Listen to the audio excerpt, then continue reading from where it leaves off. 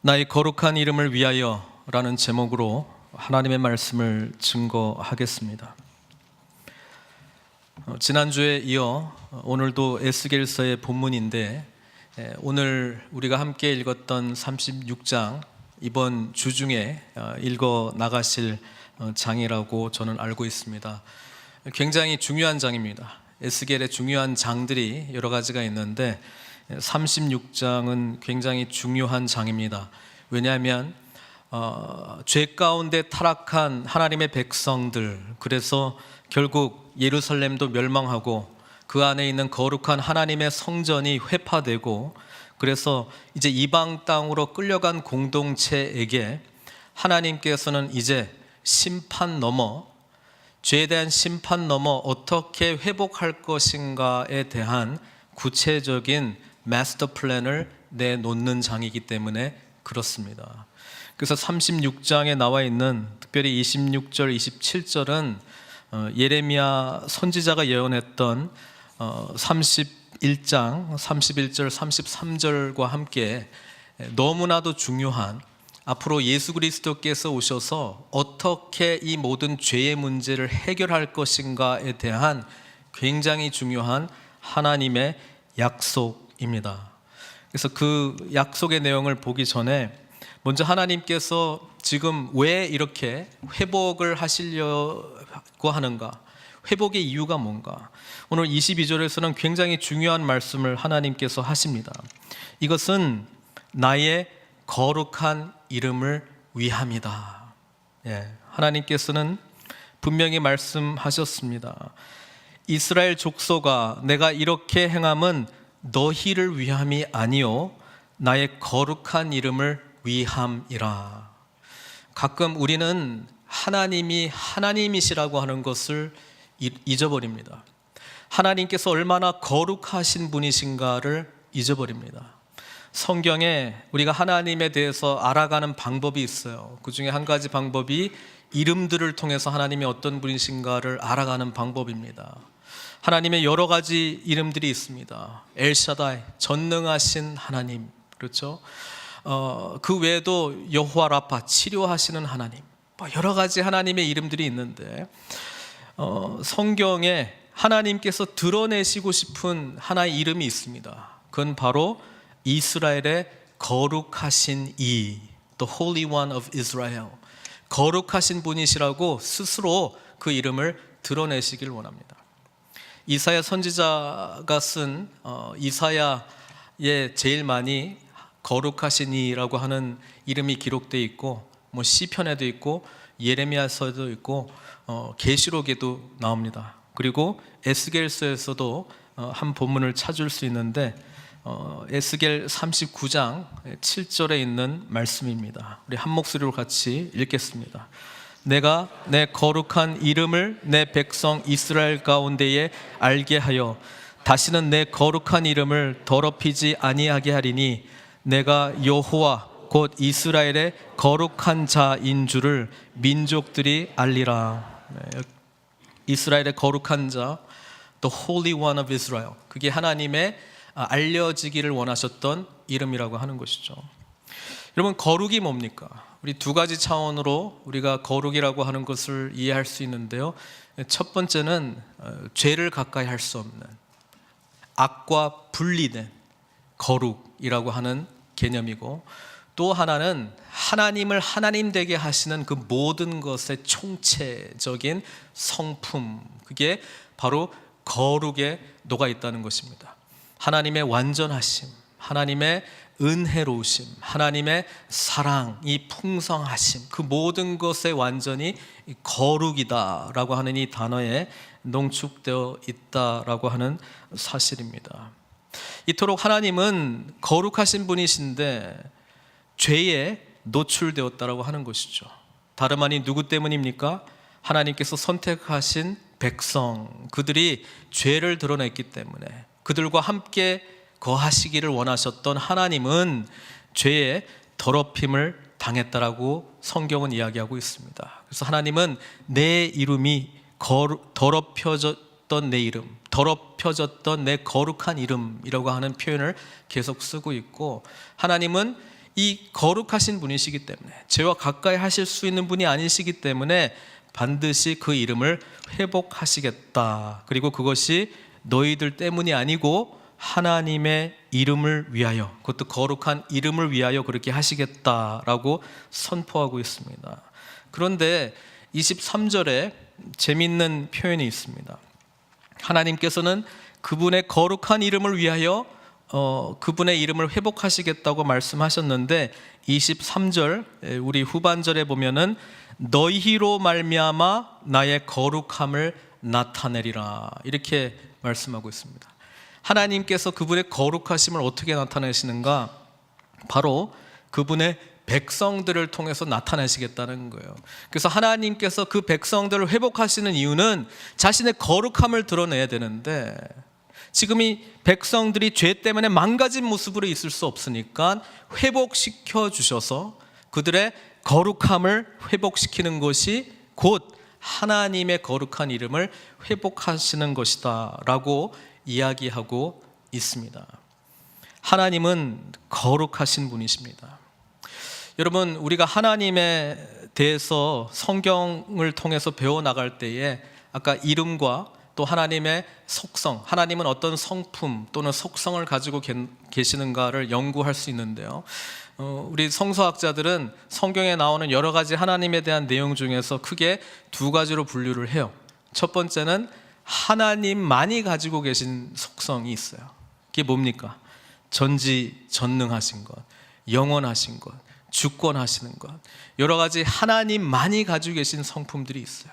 그러면서 또 동시에 하나님과 우리가 함께 공유하는 또는 하나님의 성품을 우리 택함 받은 백성들이 닮아가기를 원하는 성품들이 있어요. 그래서 이거를 공유적 성품이라고 이야기를 하는데, 그 중에 사랑, 그렇죠? 공의로우심, 그리고 또 하나 중요한 것이 뭐겠습니까? 거룩하심입니다. 여러분, 하나님은 거룩하신데요, 우리에게도 그 거룩함을 요구하고 있다는 것 알고 있습니까? 모세오경 중에서 가장 중요한 책은 레위기입니다. 왜냐하면 거기에 거룩에 대한 이야기가 나오기 때문에 그렇습니다. 그 레위기 19장 2절에 우리 하나님께서 이렇게 말씀하셨어요. 너는 이스라엘 자손의 온 회중에게 말하여 이르라. 너희는 거룩하라. 이는 나 여호와 너희 하나님이 거룩함이니라. 가끔 우리는 거룩하신 하나님 앞에 우리 또한 거룩한 존재가 되기로 부름받았다라고 하는 사실을 망각할 때가 많습니다. 하나님은 그분의 거룩한 만큼 우리도 거룩해지기를 원하고 있어요. 1차적인 거룩은 이미 이루어졌어요. 그 1차적인 거룩은요, 구별입니다. 하나님께서 악과 죄와 함께 있을 수 없는 분이시듯이 우리도 죄와 악으로부터 분리되어 따로 구별된 자가 되었습니다. 이게 바로 칭의라고 불리는 예수 그리스도를 만남으로, 예수 그리스도를 나의 구주로 고백함으로 말미암아 십자가에서 나의 이 죄 문제를 다뤄주셨기 때문에 우리는 거룩한 존재가 되었다라고 하는 것이죠. 그래서 믿는 사람들을 부를 때 뭐라고 부르는 거예요? 성도, 거룩한 무리라는 뜻 아닙니까? 그래서 여기에 앉아 계신 저와 여러분들은 하나님께서 특별히 죄 가운데로부터 구별해낸 자들이라고 하는 사실을 우리가 인식할 필요가 있습니다. 그러나 그것만 해서 거룩이 끝난 게 아니에요. 하나님은 우리가 하나님의 거룩하심, 하나님의 모든 속성들을 총체적으로 나타낼 수 있는 이 거룩의 단어처럼 우리도 사랑과 은혜와 풍성한 하나님만이 가지고 계신 그 성품과 같은 모습으로 닮아가기를 원하고 있죠. 이것을 우리는 이미 거룩함, 구별받은 자로부터 시작해서 이제는 하나님을 알아가면서 그분이 가지고 계신 성품을 우리 가운데 풍성하게 나타내는 그런 거룩을 요구하고 있다는 것이죠. 이게 바로 우리가 힘써야 되고 또는 우리 가운데 나타나야 될 성화의 모습이라고 하는 내용입니다. 여러분, 어느 정도까지 해야 될까요? 고린도 후서 7장 1절은 이렇게 이야기합니다. 그런즉 사랑하는 자들아, 이 약속을 가진 우리는 하나님을 두려워하는 가운데서 거룩함을 온전히 이루어 육과 영의 온갖 더러운 것에서 자신을 깨끗하게 하자. 영어 성경은 perfecting holiness, 거룩함을 온전히 이루라고 하는 것을 거룩함의 완벽한 단계까지 이르러야 된다라고 이야기합니다. 자, 여기에 저와 여러분들이 어떻게 반응한가에 따라서 거룩함을 얼마나 우리 삶 가운데 이룰 것인가 말 것인가가 결정이 되는데요, 여기서 절대로 불가능하다, 할 수 없다라고 생각하는 사람들은 좌절부터 합니다. 왜냐하면 노력해봤거든요. 해보니 잘 안 되거든요. 안 되니까 좌절이 되거든요. 좌절해가지고 계속 해보는 노력 속에서 이루어지지 않는 자신의 이 모습을 보면서 처음에는 깊이 좌절하다가 옆으로 눈을 돌리니까 다 그런 것 같아요. 다 그 모양 그 꼴이에요. 그래서 온전한 거룩함을 이루는 것을 포기해버립니다. 여러분, 그것은 성경이 말하고 있는 성화를 경험해야 될 자세가 결코 아닙니다. 그러나 한 가지는 맞습니다. 좌절하는 것은 맞아요. 여러분, 24절부터 30절까지 하나님께서 자신의 이름을 거룩하게 드러내기 위해서 우리로 하여금 그 거룩함을 나타내야 되는데 하나님이 어떻게 하실 것인가가 자세하게 나와 있어요. 이것은 예수 그리스도께서 오셔서 다 성취된 일이에요. 그런데 24절부터 30절까지는 전부 다 하나님이 하시는 일이에요. 하나님이 하시겠다는 일이에요. 인간이 뭐 할 수 있는 거 하나도 없어요. 뭐 숟가락 얹을 만한 것도 없어요. 그냥 하나님이 다 하시는 일이에요. 그런데 31절만 인간이 할 수 있는 게 하나 있어요. 그게 뭔지 아세요? 31절에 보니까 그때에 너희가 너희 악한 길과 너희 좋지 못한 행위를 기억하고 너희 모든 죄악과 가증한 일로 말미암아 스스로 밉게 보리라. 이 말은요, 죄에 대한 철저한 자각입니다. 죄에 대해서 아파하는 겁니다. 죄에 대해서 철저하게 좌절하는 겁니다. 죄에 대해서 정말 나는 왜 이런가, 나는 왜 여기서 벗어날 수 없는가, 그거에 대해서 분노하고 노력하면서 되지 않는 자기 자신에 대해서 로마서 7장의 고백처럼 오호라 나는 공고한 자로다, 누가 이 사망의 몸에서 나를 구원하랴, 이 고백이 나와야 돼요. 이 고백이 안 나오면 24절부터 30절까지 하나님이 하시겠다고 하는 것들이 우리에게 이루어질 수 없기 때문에 그렇습니다. 그래서 성화, 거룩함을 온전히 이루어가는 이 은혜를 경험하기 위해서 첫 번째 제일 중요한 게요, 십자가 앞에서 내가 얼마나 철저한 죄인인가를 뼈저리게 가슴 아프게 스스로 내가 미워질 정도로 우리는 그 죄의 심각성 앞에 좌절해야 됩니다. 좌절까지는 똑같아요. 근데 여기서 율법의 길을 가느냐 복음의 길을 가느냐가 다 갈리는데요, 율법의 길을 가려고 하는 사람은 자기, 하나님께서 24절부터 30절까지 내가 이렇게 하겠다라고 하는 것은 개념으로는 알고 있는데 자기가 노력해가지고 좀 괜찮은 사람 되려고 노력하는 길로 갈 거고요, 복음을 아는 자들은 너무 처절하게 좌절해가지고 나는 이 하나님이 요구하시는 그 은혜의 수준에 도저히 도달할 수 없다라고 하는 것을 고백하면서 십자가에서 나를 용서해 주시고 십자가에서 나를 회복해 주시고 나 같은 자를 감히 사랑해 주신 하나님의 아들의 죽으심 앞에 부들부들 떨면서 감격하며 주님께서 나를 용서하노라 라고 하는 그 선언에 걸맞는 반응을 보입니다. 이게 은혜 받은 자의 반응이죠. 이 은혜 받은 자는요, 죽었다가 살아났기 때문에 모든 것이 감사합니다. 그리고 하나님께서 요구하시는 수준을 기꺼이 갑니다. 억지로 가는 것이 아니라 노력해서 가는 것이 아니고요, 감격해서 갑니다. 감히 나 같은 자에게 이런 것을 하나님께서 행하라고 말씀하시는 것에 대해서 감격하며 갑니다. 그래서 마음이 하나님의 일을, 불가능한 일을 요구하시는데도 감히 가겠다고 말합니다. 그게 바로 지금 24절부터 30절까지 하나님께서 하시겠다고 하는 일의 모든 내용이에요. 하나님께서는 먼저 흩어져 있는 모든 백성들을 다시 하나님의 영토로, 하나님께서 택한 그 약속의 땅으로 불러주시겠다고 말씀하시고요, 25절에 죄의 문제를 해결해 주시겠다고 말씀합니다. 맑은 물을 너희에게 뿌려서 너희로 정결하게 하되, 씻어주시겠다고 말씀하시고요, 하나님께서는 새 영을 우리에게 주시겠다고 말씀하십니다. 또 새 마음을 주시겠다고 말씀하십니다. 게다가 내 영을 너희 속에 두어 너희로 내 율례를 행하게 하리니. 어떻게 보면은, 아니 그러면 나는 그냥 뭐 로봇처럼 가만히 있기만 하면 되고 그냥 알아서 그냥 저절로 되는 것이 성화입니까?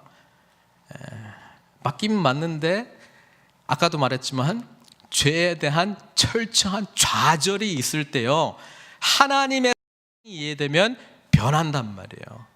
여러분, 우리가 이 세상을 살아갈 때도요, 누가 변하느냐? 사랑을 깨달은 자가 변해요. 사랑받은 자가 변해요. 사랑받은 자가 철들기 시작해요. 내가 이러면 안 되지. 그 사랑의 의미를 깨달은 자가 변하게 돼 있어요. 우리가 왜 변하지 못하면 그 사랑의 은혜가 나한테는 여전히 지식적인 내용으로, 넘의 사랑의 이야기로, 내 개인의 사랑의 이야기로 체화되지 않았기 때문에 그런 거예요. 여러분, 지금 24절부터 30절까지 전부 하나님이 하시겠다라고 하는 것을 내가 하려고 하는 어리석은 길로 가지 마십시오. 그 길은 끝도 없고요, 열심히 하면 할수록 좌절을 경험하고요, 그 길은 감히 갈 수 없는 길입니다. 예수님 당시에 율법의 모든 내용들을 감히 다 이루었다라고 고백했던 사람들이 있죠. 누굽니까? 바리새인들입니다. 그 바리새인들을 향해서 주님께서는 제자들 앞에 놓고 산상수훈의 말씀을 가르치면서 모세로부터 주어졌던 율법보다 더 엄청난 높은 기준을 제시하지 않았습니까? 살인하지 말라. 나 뭐 누구 죽인 적 없는데요. 그래? 형제를 보고 욕한 자, 미워하는 마음을 가진 자, 살인한 사람이야. 음욕을 품지 말라. 나는 뭐 그렇게 음란히 한 적이 없는데요. 생각마저 한 자 똑같은 죄다. 주님께서는 도저히 인간이 할 수 없는 수준을 요구하잖아요. 왜 그렇습니까? 철저하게 좌절하라고.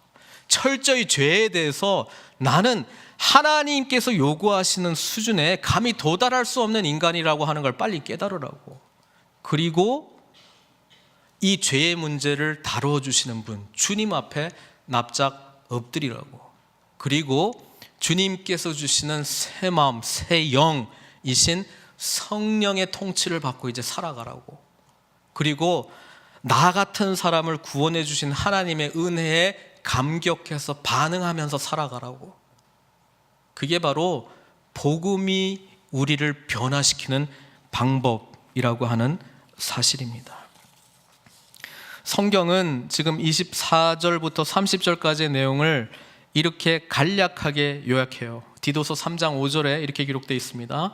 우리를 구원하시되 우리가 행한 바 의로운 행위로 말미암지 아니하고, 하나님께서 하시겠다라고 하는 것을 내가 노력해가지고 하려고 하지 아니하고, 오직 그의 긍휼하심을 따라 중생의 씻음과, 여기 물로 씻김 받았다라고 한 내용이 중생의 씻김이에요. 이거는 외적 씻음이 아니고요, 전인격적인 변화의 씻김을 말하고 있습니다. 우리가 소위 세례 사건으로도 이야기할 수 있고요, 그 세례 사건의 본질적인 의미는 내 존재 자체가 바뀌었다는 거 아닙니까? 내 존재 자체가 바뀌는 거예요. 이거는 내가 바꾸고 싶어서 바뀌는 게 아니고 예수 그리스도를 나의 구주로 고백한 자에게 주어지는 놀라운 하나님의 선물입니다. 그리고 성령의 새롭게 하심으로 하셨다라고 이야기하고 있지 않습니까? 이게 24절부터 30절까지 내용을 쫙 요약한 거예요. 혹시 이거를 이해를 못할까 봐 예수님께서 처음으로 행했던 기적을 통해서 표현하셨어요. 여러분, 예수님께서 처음으로 행하셨던 기적이 뭡니까? 물로 포도주를 바꾼 일 아닙니까? 어디서요? 혼인잔치에서. 중요한 의미가 있는데요, 여러분, 이 물이 어떤 물인 줄 아세요? 마시는 물 아닙니다. 요한복음 2장 5절 6절에 이렇게 이야기합니다. 그의 어머니가 하인들에게 이르되 너에게 무슨 말씀을 하시든지 그대로 하라 하니라. 거기에 유대인의 뭘 위해서요? 정결 예식을 따라 두세 통 드는 돌 항아리 6이 놓여져. 이건 무슨 말이냐면 부정하게 된 자를 씻는 용으로 사용된 정결 예식으로 사용된 물 항아리. 이거는 마시는 물이 아니에요. 몸을 씻는 물이에요. 그래서 부정하게 된 자가 이 물로 씻으면 정결하게 되어서 이제는 부정하기 때문에 참여하지 못했던 그런 예식들에 참여할 수 있는 자격을 주는 거예요. 근데 예수님께서 이것을 뭐로 바꿨다고요? 포도주로 바꿨어요. 왜? 정결 예식을 위해서 담는 물 항아리의 물은 외적인 것만 깨끗하게 해주는 거기 때문에 그래요. 내적인 거를 깨끗하게 해주려면 우리 몸속에 들어와야 돼요. 그러니까 못 알아들으니까 이거를 기적으로 처음 하신 거예요. 물이 포도주로 바뀌었어요. 포도주를 제가 강조하려고 하는 건 아닙니다만은 여러분, 포도주는 지금 결혼 예식에서 사용된 포도주였습니다. 그래서 이 포도주를 마실 때는 뭐가 넘치게 돼 있어요? 기쁨이 넘치게 돼 있어요. 그리고 실제로 몸으로 다 소화를 하는 포도주로 주님께서 바꾸셨다라고 하는 내용은 우리를 외적인 깨끗함이 아니라 전인격적인 완전히 새로운 피조물로 만들어 주심으로 말미암아 우리의 존재 자체가 바뀐다라고 하는 말씀을 해주시고, 그것 때문에 주님이 오셨다라고 이야기를 합니다. 그래서 그렇게 바뀐 자가 하나님 앞에서 순종하는 마음으로 지켜지는 율법들은요, 지켜야지 해가지고 지켜지는 율법이 아니고요, 지키고 싶어서 지켜지는 율법이 된다라고 하는 말씀이에요. 그 은혜 속에서 감격함으로 하나님의 사람으로 살아갈 때에 율법의 내용들이 지켜지는 자기 자신을 발견하게 돼요. 발견하면 발견할수록 내가 이 정도 사람이지, 그런 게 보이는 것이 아니라 주님의 놀라운 사랑이 얼마나 엄청난가, 그것을 고백할 수밖에 없어요. 나 같은 자를 하나님께서 이런 은혜로 만들어주시고 하나님처럼 거룩한 존재로 만들어주시고 감히 하나님 같은 분으로 만들어주신 그 하나님의 은혜에 감격하면서 나온다, 이 말입니다. 이게 이해가 안 되면요, 신앙생활 열심히 하는 내용이 여러분 율법주의의 내용으로 감히 인간이 할 수 없는데 마치 본인이 저 사람보다는 세리보다는 좀 낫게 했다라고 하는 것 때문에 착각해가지고 나는 좀 노력해서 거룩한 자가 되었다라고 하는 생각을 하게 된단 말이에요. 예수 안에 변화된 사람은 그거 관심 없어요.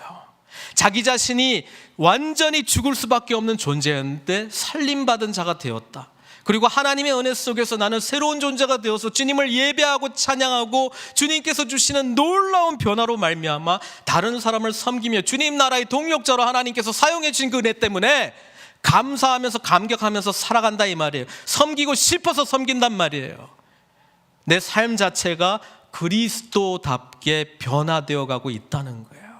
그리고 내 가운데 나타나는 열매들, 성령의 열매들은 뭐예요? 전부 섬김을 위한 열매들로 열매를 맺어진다는 사실 아닙니까? 그게 바로 주님께서 우리들에게 앞으로 하실 일이 아니고요, 이미 하신 일이 복음이 주는 메시지입니다. 여러분, 히브리어가 참 재미있어요. 히브리어가 이 시제가 우리 헬라어처럼 발달하지 못했어요. 우리 영어처럼 과거, 진행, 미래 이런 것들이 그렇게 발달하지 않았어요. 그래서 히브리어는요, 이 외적인 동사의 모습을 보면 이게 미래의 내용인지 과거에 이미 했다라고 하는 내용인지 형태가 똑같아요. 그래서 그 맥락을 보고 미래형으로 번역을 하는 거예요. 그러면 이게 무슨 말이냐면 하나님께서 24절부터 30절까지 다 하시겠다, I will 이라고 하는 내용이 그 동사들만 딱 떼어내면 이미 했다로도 번역을 해도 무리가 아니라는 사실입니다. 여러분, 하나님께서 말씀하시는 것은 이미 된 줄로 믿으십시오. 예수 그리스도께서 이미 우리들에게 하신 일은 이미 된 줄로 믿으시길 바랍니다. 그래서 우리의 싸움은 그 하시겠다라고 하나님의 약속을 내가 하려고 하는 어리석은 길을 선택하는 것이 아니라 이미 예수 그리스도를 통해서 하신 일을 믿음으로 고백하면서 주님의 놀라운 인격적인 교제 속에서 내 삶이 그렇게 변화되어 가는 것을 발견하고 하나님께 영광 돌리는 게 우리가 해야 될 삶의 방향이라고 하는 사실입니다. 그래서 오늘 36장에 하나님께서 하시겠다고 하는 이야기, 우리는 믿음으로 이미 하셨다라고 고백을 하고 뭘 해야 되냐면 37절을 해야 돼요. 37절 오늘 읽진 않았습니다만은 이렇게 기록하고 있죠. 주 여호와께서 이같이 말씀하셨느니라. 그 다음 뭐라고요? 그래도 이스라엘 족속이 이같이 자기들에게 이루어 주기를 내게 구하여야 할지라. 제가 좋아하는 기도의 메시지 중에서 이 구절을 굉장히 좋아합니다. 여러분, 하나님께서 다 하셨어요. 그런데 우리는 이것을 붙들고 기도해야 돼요. 왜 그런 줄 아십니까? 그렇게 해야지만 에스겔서에서 70번이나 반복되어 나타나는 그래야 너희가 내가 여호와인 줄을 알리라, 그 고백이 진실한 고백이 된단 말이에요.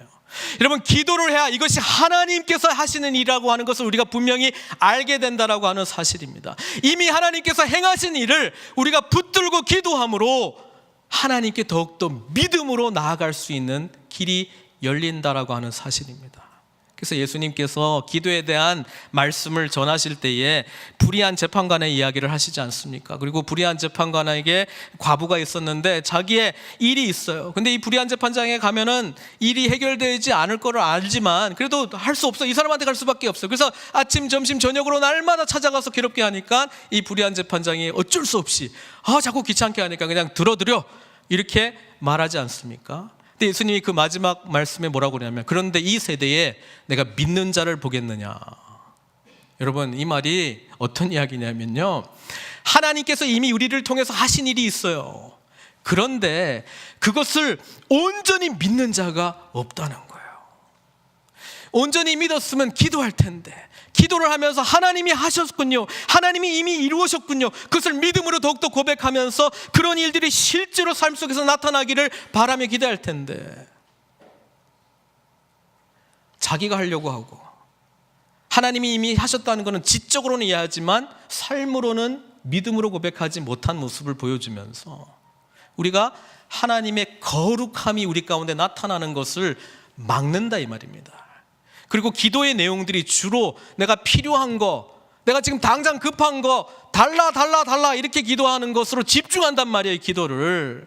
그래서 주님께서 무엇을 마실까, 무엇을 먹을까 염려하지 마. 이거 다 필요한 거 하나님께서 다 아시지 않느냐. 먼저 그의 나라와 의를 구하라, 하나님의 뜻을 구하라, 하나님께서 하시고자 하는 그 뜻을 붙들고 기도하라. 그리고 그것이 실제로 믿음 가운데 경험되어지는 것을 경험하고 체험하고 주님께 영광 돌려라, 그 이야기를 하고 있다는 사실입니다. 사랑하는 성도 여러분, 이미 아는 내용, 이미 예수 그리스도를 통해서 이루신 내용 믿어지도록 약속의 말씀 붙들고 기도하십시오.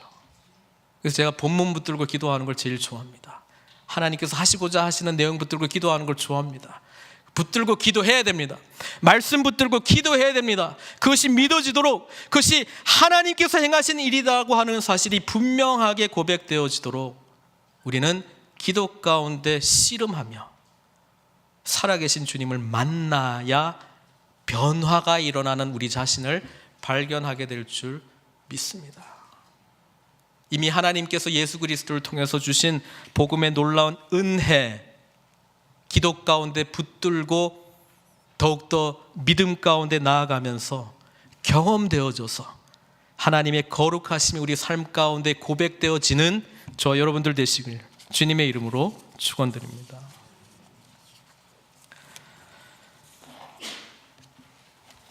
같이 기도하겠습니다. 여러분, 하나님은 이미 우리를 정결케 해주셨어요. 예수 그리스도의 십자가로 우리를 이미 정결케 해주셨어요. 우리를 변화시켜 주셨어요. 우리를 하나님의 자녀로 삼아 주셨어요. 우리의 성령의 충만한 은혜를 베풀어 주셨어요. 이제 우리는 하나님께서 요구하시는 수준만큼 살아갈 수 있는 능력이 있는 자인 줄 믿습니다. 아직 이미 이루어지지 않은 자로 고백하지 마시고요, 이미 이루어진 자로 하나님 내 삶 가운데 그것이 진정으로 믿어지도록 붙들고 기도하시기를 바랍니다. 기도의 자리 가운데 하나님께서 말씀하셨잖아요. 그래도 이스라엘 백성이 이것이 자기들에게 이루어지기를 위해서 구하여야 된다 말씀하시지 않았습니까? 우리 삶 가운데 거룩함이 나타나지 않은 것 때문에 노력하는 것이 아니라 이미 선포하신 하나님의 말씀이 믿어지도록 주님의 은혜를 붙드시고 주님의 사랑 가운데 잠기십시오.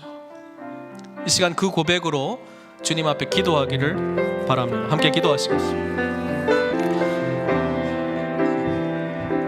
거룩하신 하나님, 주님의 이름을 위하여 우리를 사용하시겠다고 하신 하나님, 우리를 포기하지 아니하시는 하나님의 사랑에 감사합니다. 그리고 그 은혜와 사랑을 깨달은 자로서 주님 앞에 마땅히 반응하는 자들 되게 해주시옵소서. 주님의 거룩한 이름을 위하여 우리 가운데 역사하시는 하나님의 거룩하심이 나타내도록 주님을 더욱더 신뢰하며 믿음으로 고백하며 나아가는 저희들 다 될 수 있도록 은총 베풀어 주시옵소서. 예수님의 귀하신 이름으로 기도드리옵나이다.